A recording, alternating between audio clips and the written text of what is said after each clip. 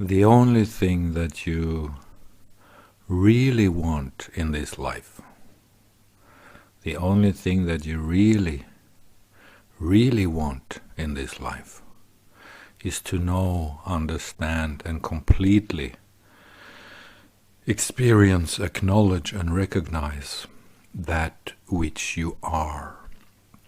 You want to know who you are. You want to know what you are. The only thing that you really, really, really, really want in this life is to understand yourself, to understand what you are, to understand who you are, most importantly to understand what you are, because what we are is in many ways who we are. I mean, what we are is the real thing, not who we are, but what we are. The absolutely best explanation of our internal situation is this that comes from, originally from the Hindu, Buddhist, Vedanta, Advaita tradition. Buddhism is very different from Hindu, Advaita Vedanta, because Buddhism says that there is no truth, or the only truth that exists is that there is no truth. The only self that exists is the no-self. I mean, there is no self whatsoever in this world. Everything is fleeting, and you should not attach to anything. And all the selves that you experience are non-selves, which is actually, that is true. The last sentence that I say here is actually true. All the selves that you experience in this life are actually non-selves. That's actually true. But what you need to feel and to know in order to come home, in order to really love your own life, in order to feel at home in yourself and in this world and in God in a way, is actually to see that the self really exists, whether it is a non-self or not. It really doesn't matter if it is a non-self or not, because actually it is most likely a non-self, but the phenomenon of the two selves that we are, that is the secret to the perfect life, because we are two selves, we are two realities. If you want to say that you are only one reality, you are only one thing. If you want to say that, then you have to say this: I am that which receives the self. I am that which experiences the self. I am that which receives as an experience that which is my own beingness. I experience my own beingness, my own I am-ness, my own I am. That is my being. My beingness is my own I am-ness. I am this, I am here, I am this. That is our beingness. Our beingness is the experience of our beingness. So if we want to say that we are only one thing, we would have to say this: I am the experience of my own beingness. I am that which experiences my own beingness. And that is the secret to everything, that sentence, because if I say that, I am that which experiences my own beingness, then I am two things, and this is the correct thing in this world. To understand that you are two things, and these two things that I say now is that which will give you ultimate peace, because it's the absolute truth of everything. I am that which experiences and sees and acknowledges my own beingness, which means that I am the witness or the background beyond the witness. As Nisargadatta Maharaj says, witnessing happens to the absolute, and the absolute is that which you are in your true self, and that true self is what the Buddhist calls the non-self. In the Hindu tradition we call it Para-Brahman, Para-Atman or Para-Brahman. That which is behind Brahman, that which is behind Atman, that which is behind the soul, that which is behind the world, that which sees the soul, that which sees the world, that which sees God, that which sees and experiences perception itself and all of manifestation. We are these two things. I am that which sees myself, and I am my own beingness. Myself is my own beingness. I am that which sees my own beingness. I am that which experiences my own beingness. So, I am Para-Brahman and Brahman. Para-Brahman is that which sees and acknowledges and experiences my own beingness. And my own beingness, which I experience through my Para-Brahman, through that which I am, through my background witness, through the witness beyond the witness.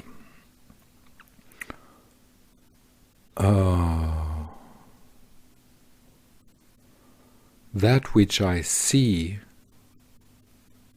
through me is my own beingness. I am my Para-Brahman. I am the ultimate. I am the absolute reality from which and from where I am born as an individual. My individual is my beingness. So I am born, I come into this world from nothingness, or from Para-Brahman, or from that which is my true self. So this makes us self-reliant, self-sufficient. I am that which I come from, and I am that which I am.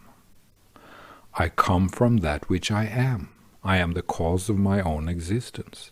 I come from the true self that I am. I come from the ultimate reality from which I emerge. And the ultimate reality from which I emerge is my background self, is the true self, is that which acknowledges the witnessing. It is that which witnessing appears to. The world appears to Para-Brahman. The world is Brahman. Brahman appears to Para-Brahman. The world appears to that which sees the world. I appear to that in me which sees me. I appear to that in me which sees me. And that in me which sees me is the Para-Brahman, is the ultimate true self. It is the background self, that which is beyond witnessing, or the pure awareness behind everything. The awareness behind awareness, the awareness of awareness. So that is the ultimate. The ultimate is this, the unnameable, the unborn, the eternal part of us. That in us that we cannot lose and we cannot define. We can call it nothingness, or we can call it the absolute. We can call it Para-Brahman, we can call it God behind God, or we can call it nonsense, nothing, empty space, or whatever. It actually doesn't matter. But if we see it in this modality, if we see it in this frame, in this framework, that I am the cause of my own existence, I am the cause of my own individuality. My background self is that which produces and surrounds my individual self. My soul, my soul, my heart, my emotional truth, my beingness, it's the correct word. My beingness is that which comes from or relates to that which is prior to my beingness, and that which is prior to my beingness is the Para-Brahman, or the first cause, or that which we cannot define or see, because it is that which sees everything. We cannot see the first cause, because that is what sees everything. That which sees everything cannot itself be seen. That which sees everything cannot itself be seen. And this is what we are in the ultimate sense, or this is the absolute, and we come from the absolute. Our beingness, our I am-ness, that which we are as beingness, as a self, as a soul, as an emotional, psychological reality in space and time, here in the here and now. Our beingness, that which I experience as myself, comes from this background true self, that which we cannot define, the synthetic in a way, the nihil, that which is behind everything else, that which is witnessing everything, that which sees everything but which cannot itself be seen. So I am this duality, I am this circle, I am this oscillation between Para-Brahman and Brahman. I am this circle, I am this wholeness. This wholeness is the play, the interaction of this duality. So there is a duality. There is a duality between existence and awareness of existence. There is a duality between our beingness and that which sees our own beingness. There is a duality between my own beingness and that which acknowledges, sees, and experiences and recognizes my beingness. And if I have these two, and if these two things becomes my organism, becomes that which I am, if this duality becomes that which I am, then we are home free, and then we have found our home, and then we are at one with God, and we are at one with ourselves, and we are at one with Buddha nature, and we are at one with everything that exists. Whatever this everything that exists is beingness or no beingness, whether it is self or non-self, where it is God or nothingness, it doesn't matter. When we have this wholeness of this situation, I am that which I emerge from. I am that which gives birth to my beingness. And my beingness is that which also recognizes me as that which is beyond my beingness.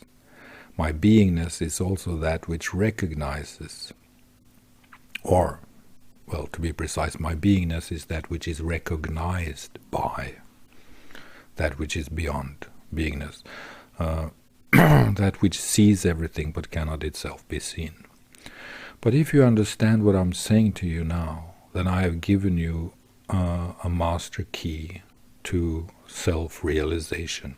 This is true self-realization. If you can find yourself in here, if you can find yourself in this circle in your own way, because it has to be your own way, you cannot get a system from another person and feel at home in it. You have to find it in your own self. You have to find your way by yourself, like a blind man going in the dark.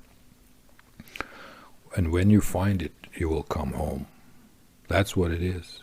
You have to be brave enough to walk with your eyes open in the complete darkness. You cannot see anything, but you know that there is something over there. There's a wooden structure that I can touch if I just find it. When you find it, you will know that you have it.